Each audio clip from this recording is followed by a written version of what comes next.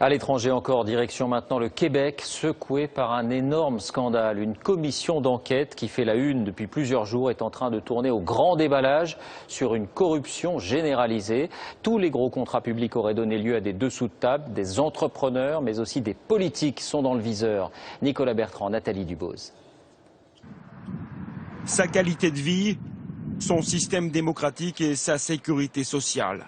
Le Québec, une belle province, souvent citée en exemple. 30 millions de touristes par an et des milliers d'étrangers, dont beaucoup de Français, qui s'y installent chaque année. Pourtant, depuis quelques semaines, le Québec vit au rythme des révélations fracassantes, dont ce qui apparaît déjà comme un scandale historique. Lui était au centre de ce réseau mafieux. Son témoignage recueilli par la commission d'enquête fait trembler en haut lieu. Lino Zambito, fils d'immigrés siciliens, entrepreneur, a corrompu des dizaines de personnes pour emporter des contrats publics.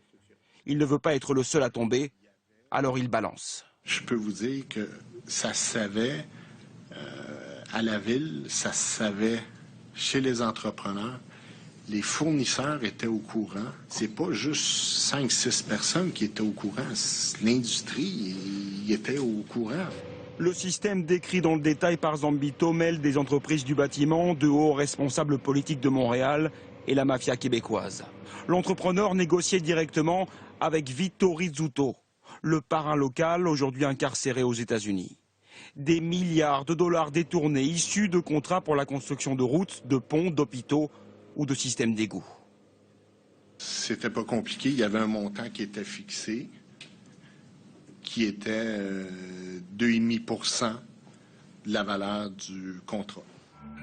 Des propos corroborés par des preuves accablantes.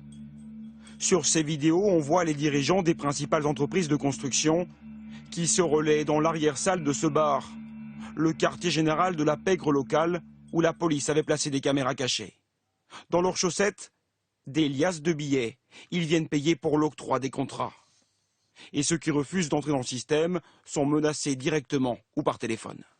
Ouais, on aimerait ça, tu viens plus ici faire des travaux. Vous êtes qui? C'était averti, c'est fini, ok? Merci, bonjour. Who are you? The guy that's going to make you eat out of a straw for 6 months if you don't go pay him. The next time I break your head.